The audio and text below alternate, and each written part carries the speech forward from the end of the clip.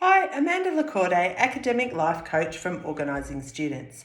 I thought I'd come to you today a little bit differently for my blog and do a vlog, I guess is what they're called, in relation to how long my child should be studying. How many hours should they be studying? These are often questions that I get asked by parents when I run my workshops, or even some of the parents of the students that I actually work one-on-one with as well. I really want to highlight in particular, I'm not a big fan of the fact that a child should study for X number of hours depending on their year level. So often you get told by your school that your child should study. If they're in year 7, they should do half an hour a night, or if they're in year 8 or 9, maybe an hour a night, or year 11 and 12, they should be doing 3 hours a night and 6 hours on the weekend, or whatever it might be. Because your child can sit down for that period of time, but it doesn't mean that it's actually effective and useful towards their learning. What's really important is more to focus on outcomes. So I'm very much about outcome-focused methodology when it comes to students studying and practicing and revising and even just doing their schoolwork in particular.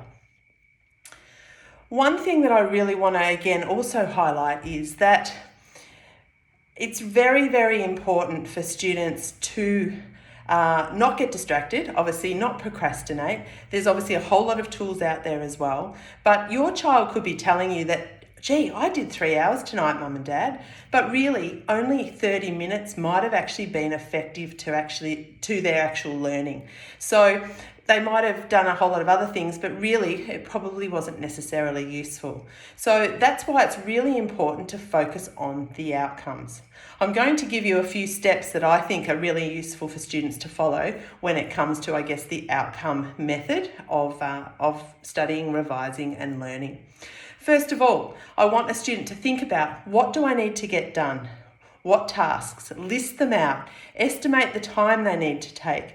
What do I need to complete them? And how do I know that I've actually got the outcome that I actually need?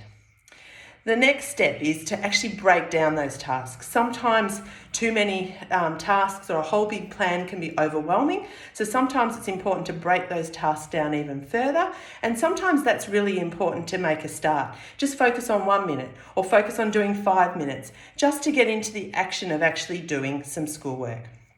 It's also really important to be effective as a student can to ensure that they're actually enhancing their learning and, as I said, not wasting their time when they're doing their work. It is very important to be productive and effective with their time, but having said that, I don't actually want them to focus too much on the time.